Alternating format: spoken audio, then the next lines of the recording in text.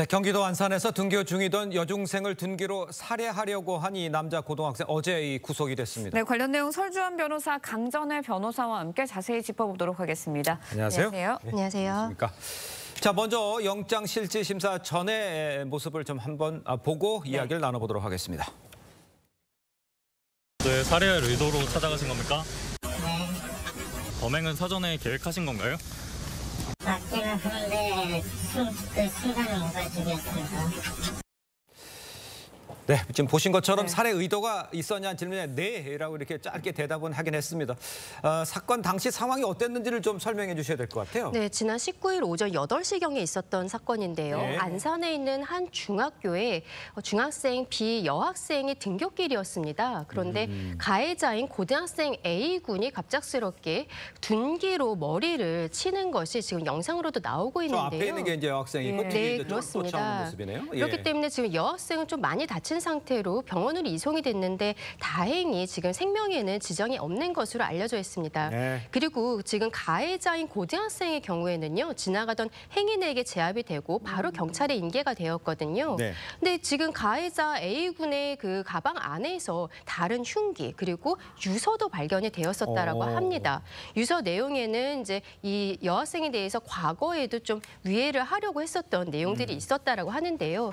이 두 명은 같은 중학교를 나온 것으로 알려져서 중학교 선후배 사이로 알려져 있습니다. 네, 당시 여학생이 얼마나 무서웠을까라는 생각이 먼저 드는데 법원이 A군에 대한 구속영장을 발부하면서 도주 우려와 함께 소년으로서 구속해야 할 부득이한 사유가 있다라고 했습니다. 어떤 의미인가요? 네, 이게 이제 소년법에 보면요. 소년 같은 경우에는 원칙적으로 구속영장을 발부하는 것을 엄격하게 금지하고 있습니다. 그렇지만 구속영장의 제한이라는 어떤 항목 55조에서 부득이한 경우가 아니면 이 발부하지 못하도록 돼 있는데 여기서 그래서 부득이한 사유를 얘기를 하고 있는데 보통 이제 소년에 있어서 부득이한 사유란 것은 어떤 것들이 있냐고 하냐면 보호 사건이 아니라 이 같은 사건 같은 경우는 형사 사건으로 처리될 예상이 되고 그다음에 소년의 어떤 성행이라든지 그다음에 가족관계, 그다음에 보호자 유무라든지 범죄의 중대성 등을 고려를 해서 구속하지 않으면 수사와 재판 절차에 지장을 초래할 것으로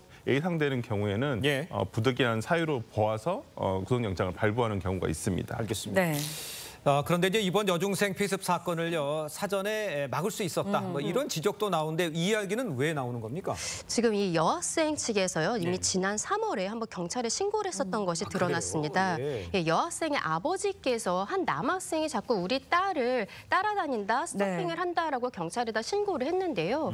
당시에는 가해자 남학생의 인적 사항을 정확히는 알지 못했던 것입니다. 그래서 경찰에서 정식 접수는 되지 않았던 상황이고 다만 위치 추적 라든지 이런 것들을 지급할 수 있다라는 것에 대해서는 안내를 했었다라고 합니다. 그리고 가해자 남학생이 본인의 학교에서 6월경에 상담을 받았었는데요.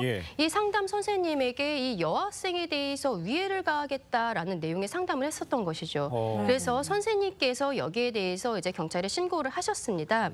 학교 안에 있는 전담 경찰관에게 이야기를 하였고 이후에 이 남학생은 부모의 동의 하에 정신병원에 입원을 하게 되었는데요.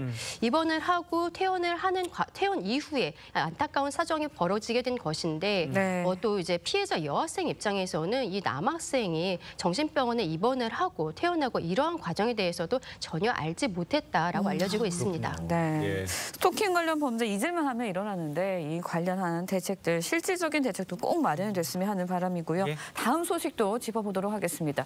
최근 순찰차 안에서 40대 여성 숨진 채 발견이 됐죠. 이 사건과 관련해서 사인에 대한 국과수의 1차 소견이 나왔다고요? 네, 20일 이제 경찰에 따르면 그 하동경찰서가 이제 국립수사연구원 그러니까 국과수로부터 지난 17일 날 파출소 순찰차 내부에서 발견된 이 40대 여성 A 씨에 대해서 이 사인으로 이 고체온증으로 어떤 1차 결론을 나왔거든요. 구조 소견을 받았는데 정밀 부검 결과는 9월 중에 나올 예정이고요. 당시에 이분이 이제 17일 날 발견된 당시에 그 전날에 이 순찰차에 들어갔다는 것이거든요. 그래서 당시에 하동의 날씨가 거의 36도를 육박하는 어떤 날씨였기 때문에 당연히 차 안은 그보다 훨씬 더 높은 온도였을 거라고 볼 수 있거든요. 그래서 아마 이러한 이유로 해서 고체온증으로 사망한 것은 아니겠는가 아니었는가라는 어떤 국가수로부터 1차 소견이 나온 상태입니다. 알겠습니다. 네. 지금 설 변호사님 언급하신 대로 그 전날 이제 이 여성이 들어갔다는 거 아니에요? 그러다 보니까 경찰의 근무태만 의혹이 계속 제기가 되고 있어요.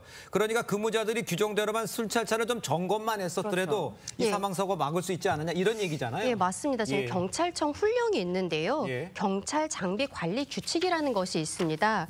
여기에서는 차량 관리에 대해서 규정을 하고 있는데 근무 교대를 할 때 전임 근무자가 네. 차 청결 상태, 각종 장비의 정상 작동 여부 등을 점검하고 예. 다음 근무자에게 인계해야 된다라는 규정이 있거든요. 그래서 지금 경찰에서는 통상 주 야간 근무자가 교대하는 게 오전 8시에서 9시경인데요. 이때 그 내부를 확인을 하고 이런 절차들을 거친다라고 합니다. 네. 그런데 지금 알려진 바에 따르면은 이 피해자 같은 경우에는 사망을 한 것이 오후 2시경으로 알려져 있거든요. 그렇다면 이날 오전 8시에서 9시경에 근무 과정에 있어서 차 내부를 좀 꼼꼼하게 살폈다면은 이분이 사망하는 일은 없지 않았을까라는 이야기들이 있는 것이고요. 그리고 네네. 지금 차가 문이 잠겨져 있지 않았기 때문에 이분께서 차 안에 들어가시게 되는데 예. 이것도 차량의 관리라는 규정이 있습니다. 여기에서는 차에 대해서 주 정차할 때 엔진 시동 장치, 열쇠 분리 제거 그리고 차 문을 잠그는 등 도난 방지에 유의해야 한다라는 내용이 있거든요. 그런데 이 차 자체가 제대로 시정이 되어 있지 않았기 때문에 이분이 차에 들어갔었고 그리고 근무하는 과정에서 이 내부를 좀 네. 살폈어야 됐는데 그게 되지 않았기 때문에 뒷자리에 있어서 지금 경찰에서는요. 뒷자리에 있었기 때문에 확인하지 못했다라고 이야기를 하고 있는데 조금 더 꼼꼼히 살폈으면은 국가수가 추정하는 오후 2시 이전 그날 오전에 발견을 할 수 있지 않았을까라는 지금 추측도 가능한 상황입니다. 네, 그러니까요. 여러 예. 가지 부분들이 아직까지도 의문으로 남고 있는데 일단은 해당 파출소에 대해서 경찰청의 감찰이 이뤄지고 있습니다. 네.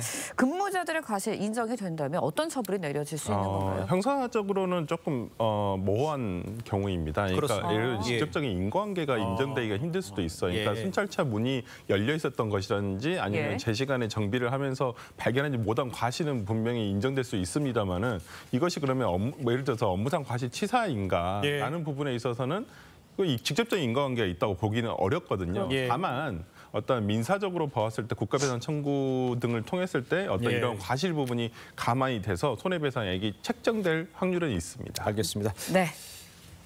자, 다음 이야기도 좀 짚어보겠습니다. 최근요, 제주 바닷가에서 다이빙을 하다 다치거나 이 숨지는 사고가 잇따르고 있습니다. SNS 인증샷을 찍기 위해서 아주 위험천만한 네. 다이빙을 즐기는 분들 이거 아주 많아졌다고 하네요, 설 변호사님. 네, 그러니까 예. 최근에도 어떤 SNS를 읽은 거 보면 짧은 뭐 쇼츠 영상으로 올라온 경우도 저도 굉장히 많이 봤어요, 보거든요. 저도. 예. 많이 봤는데 네, 되게 맞아요. 제주도 바다가 굉장히 예쁘지 않습니까? 그렇죠. 이제 거기에 다이빙을 하면서 어떤 모습을 담고 있는데 예. 우리가 방금 화면에 보고 있다시피 예. 하는 건 좋지만은 다이빙을 할 수는 있습니다. 하지만 저런 구역들이 보통 수영 금지 구역이 굉장히 많습니다.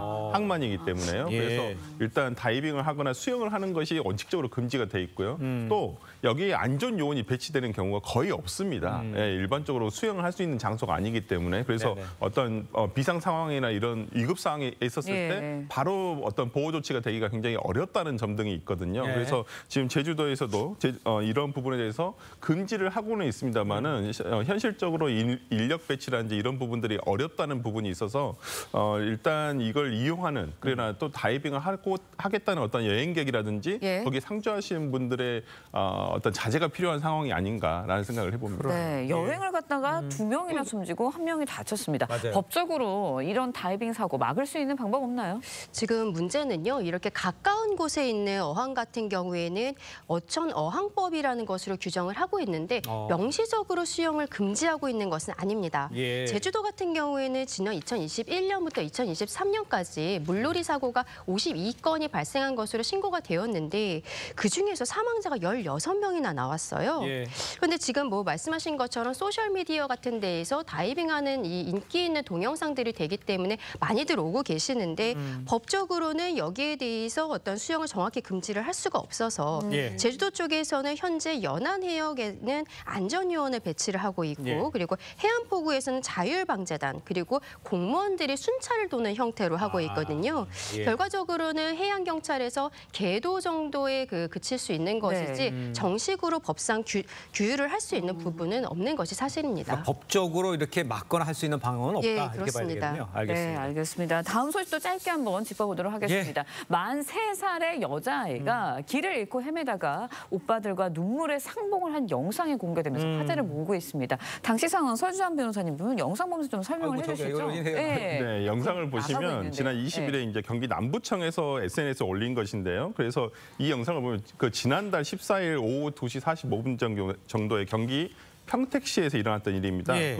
혼자서 울고 있는 아이를 A양을 이제 우연히 이제 경찰이 순찰을 돌다가 이렇게 알게 된 거예요. 어떤 여성이 왜 울고 있느냐 하니까 오빠들과 놀러 나왔다가 잊어버렸다는 것이거든요. 근데 이제 그래서 당연히 경찰 입장에서는 아이를 데려가서 지문 등록이 돼 있는지 여부를 확인하기 위해서 데려갔고요. 예. 근데 지문 등록이 돼 있지 않다는 거예요. 그러니까 시청자 여러분들도 이 사건과 관련해서 확실히 아셔야 되는 게 네. 지금 안전 드림 앱이라는 것이 있습니다. 거기에 아이 지문을 등록해 놓으면 아이의 어떤 인적 사항들이 나와서 이런 유기 사건이라든지 아니면 미아 사건이 발생을 했었을 때 바로 부모라든지 보호자에게 연락을 할 수 있는 경우가 생기거든요. 근데 네네. 이번 사건과 같이 이 A양 같은 경우에는 이 지문 등록이 돼 있지 않아서 경찰이 다시 한번 그 장소로 갔는데 다행히도 어떤 오빠들을 만나게 돼서 찾게 됐다는 것이죠. 알겠습니다. 아이고. 네.